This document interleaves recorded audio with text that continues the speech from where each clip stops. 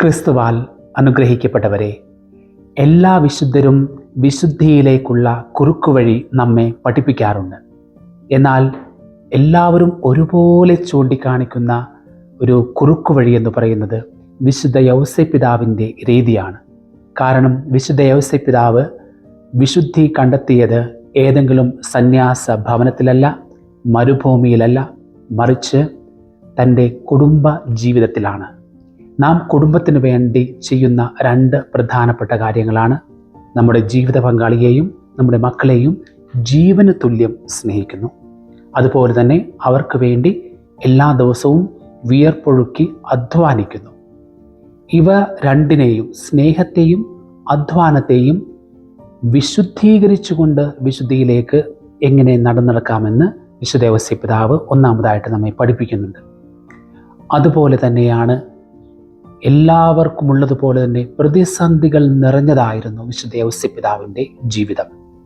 നമുക്കറിയാം, തൻ്റെ വിവാഹം നിശ്ചയിച്ചിരുന്ന ഭാര്യ, ആ സ്ത്രീക്ക് ഗർഭിണിയാണെന്നറിഞ്ഞപ്പോൾ ഉണ്ടായ കൺഫ്യൂഷൻ, സംശയങ്ങൾ, അതുപോലെ തന്നെ ബെത്ലഹേമിൽ വെച്ച് അവർക്ക് ഒരു താമസ സ്ഥലം ഒരുക്കുവാൻ വേണ്ടി ഉണ്ടായ കഷ്ടപ്പാട് നമുക്കറിയാവുന്നതാണ്. അതുപോലെ തന്നെ ആ ഈജിപ്തിലേക്കുള്ള ഭയന്നുള്ള പലായനം, ഇങ്ങനെ പ്രതിസന്ധികളുടെ നീണ്ട നിര നമുക്ക് വിശുദ്ധ യൗസേപ്പിതാവിൻ്റെ ജീവിതത്തിൽ കാണാനായിട്ട് സാധിക്കും. എന്നാൽ ഇവിടെ അദ്ദേഹം ചെയ്യുന്നത് ഏറ്റവും അനുകരണീയമാണ്. ആ ജീവിതത്തിൻ്റെ സ്റ്റിയറിംഗ് ദൈവത്തിൻ്റെ കയ്യിലേൽപ്പിക്കുന്ന വിശുദ്ധ യൗസേപ്പിതാവിനെ നമുക്ക് കാണാൻ സാധിക്കും. എപ്പോഴും ദൈവത്തിൻ്റെ ഹിതമനുസരിച്ചുകൊണ്ടാണ്, എപ്പോഴും മാലാഖയുടെ അല്ലെങ്കിൽ സ്വപ്നത്തിൽ തനിക്ക് കിട്ടുന്ന നിർദ്ദേശമനുസരിച്ചാണ് വിശുദ്ധ യൗസേപ്പിതാവ് ചലിച്ചുകൊണ്ടിരുന്നത്.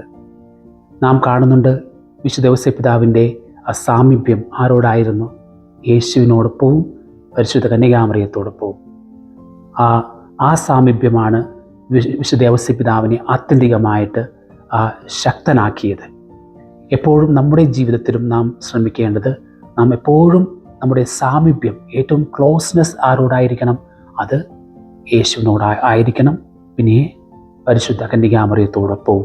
അങ്ങനെയാണെങ്കിൽ ഏത് പ്രതിസന്ധിയെയും സുഗമമായിട്ട് നമുക്ക് മറികടക്കാനായിട്ട് സാധിക്കും. അവസാനമായിട്ട് ഏറ്റവും സുന്ദരമായിട്ടുള്ള, നമുക്ക് സങ്കല്പിക്കാൻ കഴിയാവുന്നതിൽ ഏറ്റവും സുന്ദരമായിട്ടുള്ള മരണമാണ് വിശുദ്ധ യൗസേപ്പിതാവ് സ്വീകരിച്ചത്. യേശുവിൻ്റെ കയ്യിൽ കിടന്നുകൊണ്ട് പരിശുദ്ധമ്മയുടെ സമീപം മരിച്ചുവെന്ന് നാം വിശ്വസിക്കുന്നു. ഏറ്റവും അനുഗ്രഹീതമായിട്ടുള്ള മരണം.